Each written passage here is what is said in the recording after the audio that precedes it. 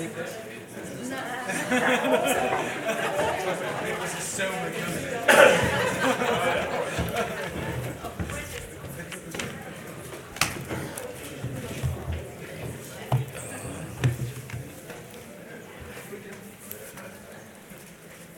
off?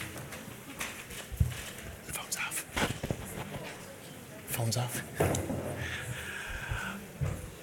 Good afternoon, and welcome to this press conference to present the preliminary statement of findings and conclusions from the limited election observation mission sent by the OSCE Office for Democratic Institutions and Human Rights for yesterday's parliamentary elections here in Hungary. Presenting the preliminary statement today will be the head of our mission, Douglas Wake. Joining us also on the dais today is the deputy head of the ODIHR election mission, Intelase. There will be an opportunity for questions from the media following the presentation of the statement. But for now, I'll just hand the floor to Douglas Wake. Doug. Thank you very much, Tom. I welcome this opportunity to deliver the statement of preliminary findings and conclusions of our limited election observation mission, which has been working here in Hungary since the 5th of March to understand and to assess all aspects of the electoral process. I'm honored to serve on this mission here in Hungary, a country I first visited more than 30 years ago. The political evolution and the democratic development of this country has long been of great personal as well as professional interest to me. And I'm proud on this occasion to be leading a team of dedicated professionals from 16 different OSCE participating states here to fulfill our mandate to observe and assess the elections in an impartial and objective manner. Before delivering the summary of our findings and conclusions, just a few words about the universal nature of our work and also about its special relevance in this country and region. Everything we do in our election observation missions is based on commitments and taskings that we receive from all the OSCE participating states, including, of course, Hungary. The same standards apply and have been applied to all, including through hundreds of election-related activities based on a common methodology. It was, in fact, here in Budapest in 1994 that the heads of state and government tasked ODIHR, and I quote, to play an enhanced role in election monitoring before, during, and after elections. They also decided at that time that ODIHR should assess the conditions for the free and independent functioning of the media. Hungary has repeatedly invited ODIHR to observe its elections, and this is the 5th time we have done so. Based on our work and in line with our mandate, the following are our preliminary conclusions. The 8 April parliamentary elections were characterized by a pervasive overlap between state and ruling party resources, undermining contestants' ability to compete on an equal basis. Voters had a wide range of political options, but intimidating and xenophobic rhetoric, media bias, and opaque campaign financing constricted the space for genuine political debate, hindering voters' ability to make a fully informed choice. The technical administration of the elections was professional and transparent.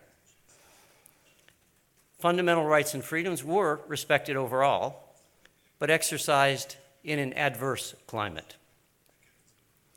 Access to information, as well as the freedoms of the media and association, have been restricted, including by recent legal changes. While the electoral legal framework forms an adequate basis for democratic elections, recent amendments were a missed opportunity to hold inclusive consultations and address prior ODIHR recommendations. The election administration fulfilled its mandate in a professional and transparent manner and enjoyed overall confidence among stakeholders. The appointment mechanism for the election administration at all levels offers a reasonable basis for independence and impartiality. But the lack of clear selection criteria and the absence of inclusive public consultation on nominees detracted from the overall confidence. Positively, special efforts were made to ensure the full participation of persons with disabilities in the electoral process. There is overall trust in the accuracy and inclusiveness of the voter register. A total of a bit more than 8.3 million voters, including over 435,000 voting from abroad, were registered for these elections. Concerns were raised that the use of two different voting procedures for out-of-country voters challenges the principle of equal suffrage, and that the distinction was based on partisan considerations. Following an inclusive candidate registration process, 23 party lists with a total of 1,796 candidates were registered for the national proportional race, and 1,643 candidates were registered for the single-member constituency races. Some 30% of all candidates were women. While there was a large number of contestants, most did not actively campaign, ostensibly registering to benefit from public campaign finance or to dilute the vote in tightly contested races. The campaign was animated, but hostile and intimidating campaign rhetoric limited the space for substantive debate and diminished voters' ability to make an informed choice. The ubiquitous overlap between government information and ruling coalition campaigns and other abuses of administrative resources blurred the line between state and party, which is at odds with OSCE commitments. Public campaign funding and expenditure ceilings aim at securing equal opportunities for all candidates. However, the ability of contestants to compete on an equal basis was significantly compromised by the government's excessive spending on public information advertisements that amplified the ruling coalition's campaign message. With no reporting requirements until after the elections, voters were effectively deprived of information on campaign financing, which is key to making an informed choice and to overall transparency. Media coverage of this campaign was extensive, yet highly polarized and lacking critical analysis. The public broadcaster fulfilled its mandate to provide free airtime to contestants, but its newscasts and its editorial outputs clearly favored the ruling coalition, which is also at odds with international standards. Most commercial broadcasters were partisan in their coverage, either for the ruling party or for opposition parties. Online media provided a platform for pluralistic and issue-oriented political debate. Defamation remains a criminal offense, and pressure on journalists was observed. Women remain underrepresented in political life, and there is no legal requirement to promote gender equality in the electoral context. Although one major party placed a woman at the top of the national list, and some parties addressed gender-related issues in their programs, empowerment of women received scant attention as a campaign issue, including in the media. Measures to enhance minority participation in the electoral process are foreseen in the legislative framework, and all 13 recognized national minorities registered their national lists. Some 60,000 citizens registered as minority voters. The Roma were subject to derogatory comments in the campaign, and the dependence of many Roma on the locally administered public work schemes made them vulnerable to intimidation and vote buying. Contrary to OSCE commitments, citizen election observation is not permitted in Hungary. Legislative constraints and intimidating rhetoric by the government stifled civil society's involvement in election-related activities, limiting the public's access to nonpartisan assessment of the elections. The legislation provides for international election observation at all stages of the process. The right to seek an effective remedy for electoral violations is inclusive and was generally respected. All disputes were reviewed expeditiously and largely within legal deadlines. However, there was no guarantee of a public hearing at any level of the dispute resolution process, and procedures for review did not allow for genuine input from members of the National Election Commission. The Commission reviewed 464 complaints, of which 308 were dismissed due to a strict application of formal requirements. In the limited number of polling stations that our mission visited yesterday, Election day procedures were generally conducted efficiently and in line with the law. Election staff were knowledgeable and operated transparently. Ladies and gentlemen, these are the preliminary conclusions of our mission. Every word has been weighed carefully based on the information available to us as of this morning, and we take full responsibility for them. What's next for us? We'll stay for a few more days, and we will follow the electoral process, even after our departure, to include the finalization of counting and tabulation, the official announcement of the results, and consideration of any further complaints and appeals. After some time, ODIHR will issue a final report with more detailed findings and recommendations based on OSCE commitments and other international standards for democratic elections and good practices. What next for Hungary? That's not up to us. But it's our hope that our counterparts will study our reports carefully and find them useful in undertaking necessary steps to bring practices closer into line with OSCE commitments and other international obligations. All OSCE participating states committed themselves in 1999 to follow up promptly on ODIHR election observation missions and recommendations. ODIHR stands ready to work with our Hungarian counterparts in such a follow-up process. In 2010, OSCE leaders emphasized the importance of ODIHR's work, as well as the role played by civil society and independent free media in helping states to meet their election-related and other commitments in the field of human rights, democracy, and the rule of law. I would respectfully urge the newly elected Parliament and other authorities to take this statement seriously, to ensure that Hungary is a state where NGOs and journalists are able to contribute actively to social and political life rather than practicing self-censorship or fearing retribution for their engagement. I also encourage the authorities to take steps to ensure that future electoral reform of institutions, legislation, and practice involves meaningful consultation with all parties, civil society, and relevant agencies.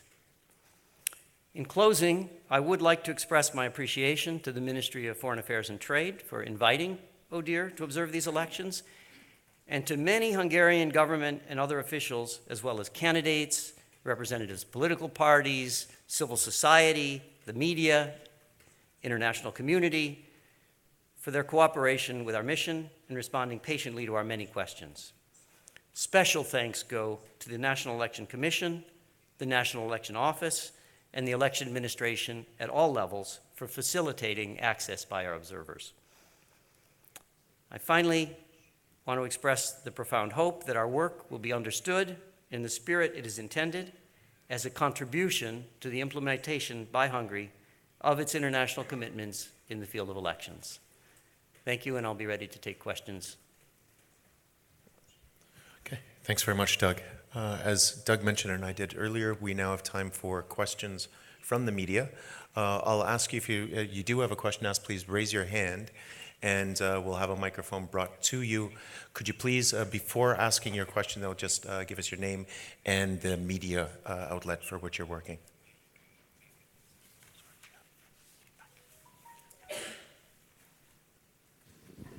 Good afternoon. My name is Martin Dunai from Reuters. Excuse me if I didn't hear everything correctly, but 4 years ago there was an assessment of the Hungarian elections that, in a nutshell, it was free but not fair. Could you give us sort of a similar nugget? Do you think overall that the elections were fair?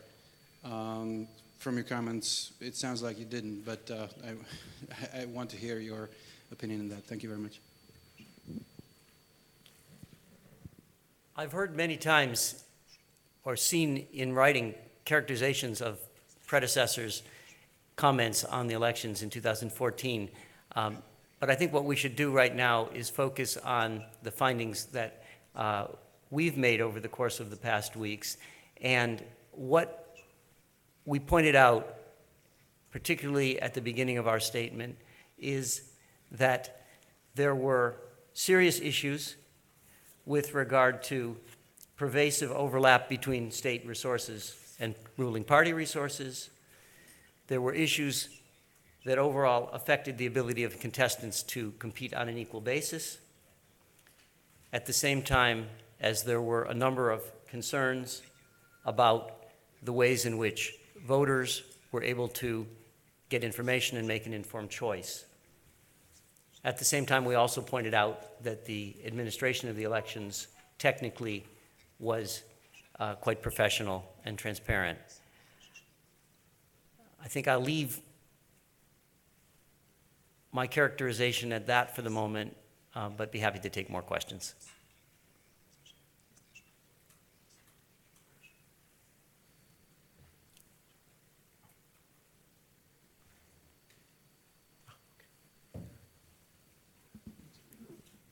Hello, Balachako, The Telegraph.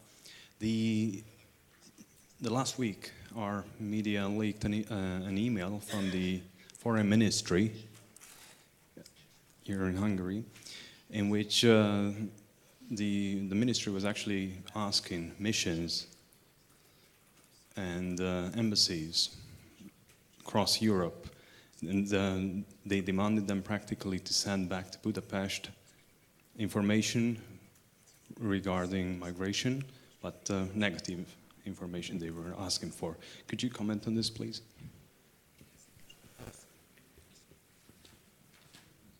Point number one, of course, we read the media, so we see reports that have been appearing in Hungarian media. Point number two, we're not an investigative agency that's looking into matters that relate to alleged leaked correspondence between government officials. And point number three, if there is an allegation within the Hungarian system that some abuse of power or incorrect action has been taken, we would certainly expect the appropriate bodies to take these matters seriously and investigate them.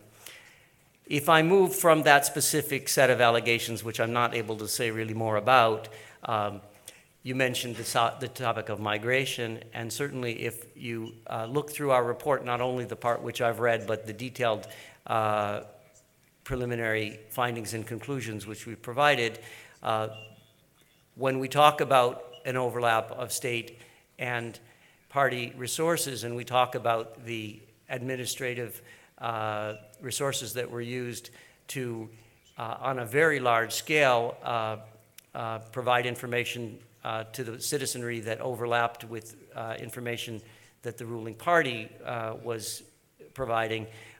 The main issue on which, of course, this information was provided was related to migration and a campaign that was undertaken both by government and party, ruling party campaign on the issue of migration and criticizing those who were opposing the government largely on this ground. Thank you.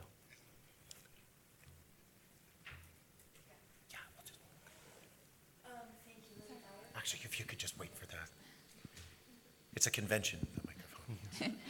Thank you, Lily Bayer from Political Europe.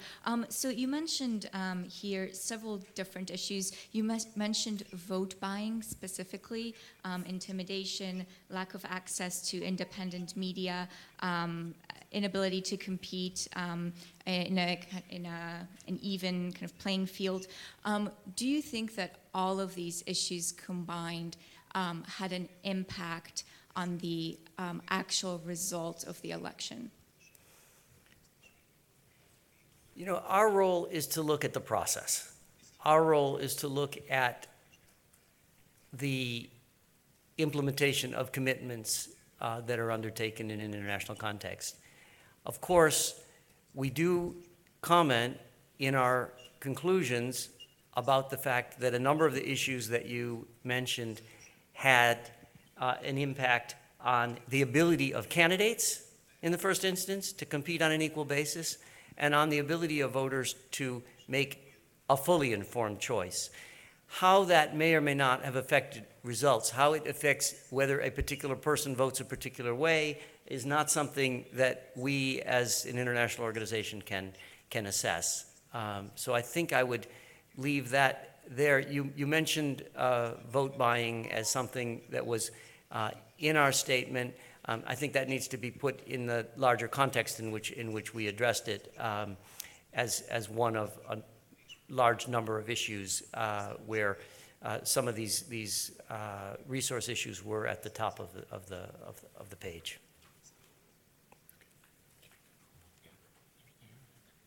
Hi, Sean Walker from The Guardian. I just wondered, so you've made these kind of what sound like quite strong criticisms and perhaps quite surprising criticisms for a country that's in the EU. I just wondered whether you felt under any pressure or whether there's any difference in the process when you're dealing with an EU country that you have to be a little bit more careful about what you say, or whether it affects the decisions or the assessments or what makes it into your final report in a way that perhaps it wouldn't in a non-EU country. The OSCE has 57 participating states, and they've all signed up to the same set of standards, whether they're members of the European Union, they're members of other international organizations. The only way in which the membership in, I would say, more limited bodies such as the Council of Europe and the European Union may come into play is that these organizations also may the membership in these organizations may involve additional commitments or obligations which a state like Hungary has undertaken. But at the top of our agenda is the commitments that are undertaken at this broad regional level, and the way that we assess is very standard. And maybe this is the point at which I should mention something else that happened in Budapest in 1994, right here in this town, when there was a summit meeting.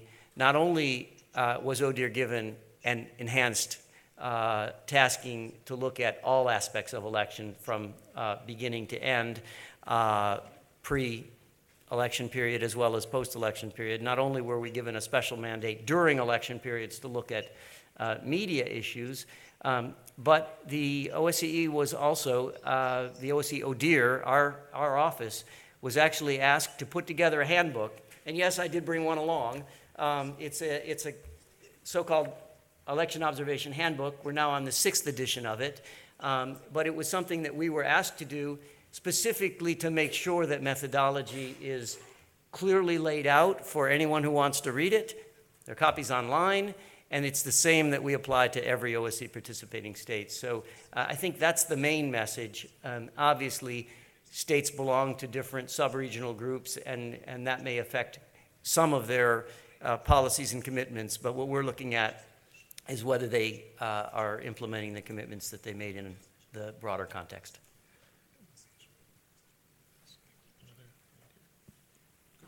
Mark Santor with the New York Times. So 4 years ago, I'm looking at what your statement was, and it criticized the governing party for having a built-in advantage because of biased media coverage, using state resources, and blurring the line between the state and political parties. I guess I'm wondering is how much, in terms of degree, was it worse this time? And given that you issued that statement 4 years ago and it seemed to have gone unheeded, what makes you think that your preliminary report this time might actually have an effect on behavior? Couple of points. One, we don't compare elections, so every assessment against these standards and with our methodology is a unique one. But we're obviously aware of what our predecessors said 4 years ago, particularly in the context I mentioned of recommendations, and the idea that a number of the issues that you mentioned and that I mentioned in my statement are indeed the same. Whether they're the same degree, whether certain issues have developed over the time in a positive or negative direction, that's a separate question. But yes, many of the issues are the same, and we did make very specific recommendations. Here I have to express the assessment, and we put it in our statement, that the response to our previous recommendations was extremely limited. There have only been a couple of amendments to electoral legislation over the course of the past 4 years, and that's why we said that in adopting those very limited amendments to election-related legislation, one was on campaign finance, another was on an issue related to candidate registration, that it was a missed opportunity. It was a missed opportunity to have an inclusive debate involving ruling, opposition, and other political forces about what changes could be made to bring the electoral system more into line with international standards. And without going into the full list of recommendations, the issue of the overlap between the state and the state administrative resources and the resources used by parties and campaigns is certainly something which we already noted and made recommendations about, as you correctly noted, as much as 4 years ago. Okay, I think we have time for a couple more questions, assuming there are a couple more questions out there.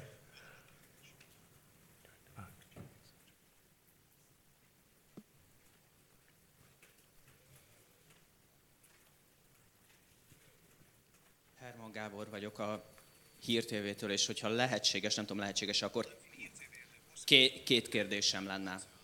Az egyik a telegráfos kollégának a kérdéséhez kapcsolódik. Úgy tudjuk, hogy ez a levél, amiről szó van, ez önöknél van, és azt mondták, hogy a választás után fogják értékelni, de én ezt az értékelést nem hallottam ki az ön válaszából. Én voltam-e figyelmetlen, vagy ez már az értékelés volt? Ez az egyik kérdés. A másik pedig, hogy több problémát megemlített. Mi hallottunk olyanról, hogy több helyen szervezetten utaztattak választókat, ezt nem említette ön meg, találkoztak-e ilyen helyzettel?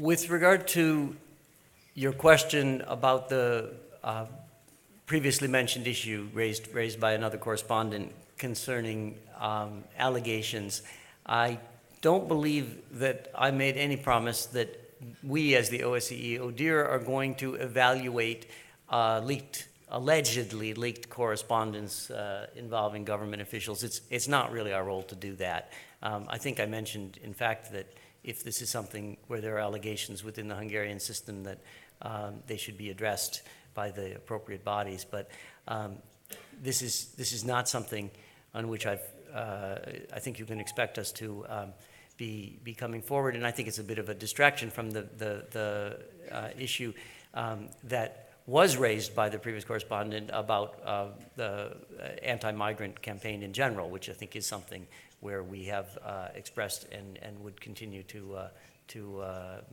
express considerable concern as it overlapped between the state and government, state and party resources.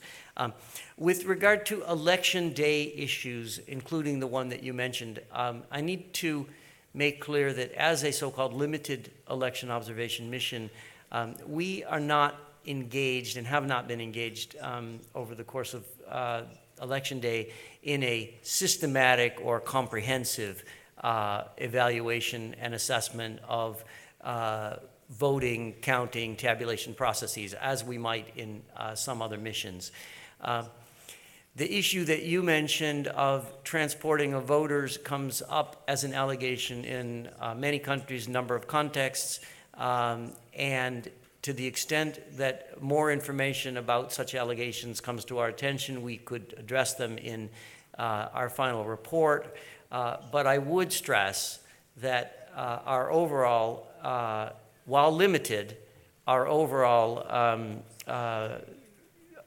observation of what happened yesterday was characterized by my statement that things were generally technically quite professional and transparent. And I think if we just take a step back and think about what we're looking at in an election, in Hungary or in any other country, we're looking at the technical election issues that relate to voting and counting and tabulation of results. We're looking at the ability of candidates or contestants, if they're parties or candidates, to compete on an equal basis. And we're looking at the ability of voters to make an informed choice.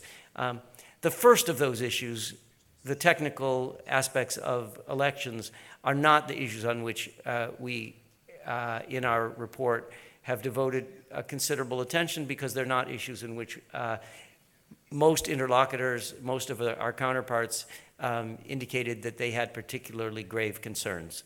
Most of the concerns related to the other aspects of the electoral process.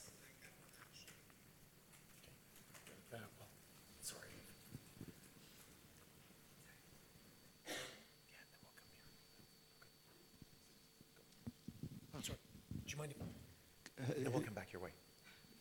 Huh? Is it my turn? It's his first question. I'm Gulliver Craig from France 24. I wanted to ask, does your criticism of the way the government articulated its message only cover the fact that they used government resources to spread the ruling party's message, or are you also critical of some of the content of that message, in particular the repeated assertions that the number of migrants heading to Hungary would be in the millions, which seem to be presented without very much justification, or is it beyond your remit to criticize that? Let me break this into a couple of remarks. It would be beyond our remit to do fact-checking and assess the exact nature of every political force's campaign commentary on every issue, whether it's the government or political parties. At the same time, we do, as representatives of the Organization for Security and Cooperation in Europe, also pay attention to things like promoting tolerance and non-discrimination. And we, in that context, among others, note that rhetoric was quite hostile and xenophobic. And that's a fact which we find regrettable in an electoral context. Perhaps we put most emphasis on the fact that there was overlap between state messaging and party messaging, because that's where it most directly affects electoral issues. These messages could be assessed, evaluated, and perhaps criticized in any context, but the context in which we're focusing the most attention is the way in which they influence voters, and the idea that putting up many, many billboards, having many, many electronic advertisements with messages that are almost exactly the same as the ruling party when they're being financed by the taxpayer, by the state, is an electoral concern, because it does affect the ability of other contestants to get their messages out, regardless of what the content is. So yes, content, but especially the overlap because of the impact on electoral issues. Okay, then I think we have our last question. Now you have two more. I have two more, okay. Okay, so Joachim Medin from ETC Sweden. Sorry, once again? Joachim Medin from ETC Sweden. Okay. You mentioned something about the Hungarian work programs and the Roma. I wonder if you can say something more about that, and whether that also had any impact, or whatever it involves, on other Hungarians too, or only the Roma. To respond briefly, we do, I believe, have a brief comment in the body of the report, which I did not summarize in the executive summary, about concerns that have been expressed about other persons who might be vulnerable to pressure because of their dependence on state work schemes or other kinds of assistance. So while this isn't something on which we can make a very detailed, systematic assessment because our resources are limited in terms of how much we're able to get out and about and talk to people. We had some specific information about that issue with regard to Roma, but we have, on, I would say, repeated occasions, heard concerns expressed more generally with regard to people who are disadvantaged economically, being subject to possible pressures through their dependence on these schemes. So yes is the answer, basically. Well, the concerns that are expressed to us usually link the dependence to those who are responsible for the work schemes, which are local administrations. Local administrations, of course, are not, in all cases, in Hungary, representatives of one political force. But the concern, of course, has been expressed in particular because many, if not, well, most of the local administrations are controlled by one political force. Sorry, one last question. There were some concerns raised in the Hungarian media in the weeks before the election about possible infiltration of certain opposition parties by the ruling party. Is that a kind of issue that your mission would look at? I'm aware of some press reports on this issue. I actually, from what I recall, saw this issue more in the context of civil society organizations than political parties, but perhaps I'm not referring exactly to the same press reports you are. Basically, these are extremely difficult issues for anyone to assess, and it gets back to this question of fact-checking. It also gets to the question of how directly they may be related to the electoral context. To the extent that information about matters of this kind are in the public space, we try to follow them. But I think we need to get back, and if this was the last question, I need to get back to the point that the main issues that everyone on our mission saw, and that I think we've, I hope, correctly drawn attention to as highlights in our report, have to do with the use of state resources. They have to do with balance in the media, with campaign finance, with some of these broader questions, rather than looking at one specific alleged incident and suggesting that that's something that is a major impact on the electoral process. I think the broad context of the election is what we've been able to assess, and I said I was proud at the beginning of our staff. I think we've done a good job of trying to get a handle on the issues that are really important, and we'll continue over the coming days to refine that, and very importantly, try to put it in a very positive context of recommendations about things that could be differently, could be done better. Wonderful. Thank you. And thank you all for joining us here today. On your way out from the press conference today, you'll find the preliminary statement that we are presenting here, both in English language and Magyar versions. And that same preliminary statement is also available on our website in both languages, so you can find it there. Otherwise, have a wonderful rest of the afternoon. Thanks from my side.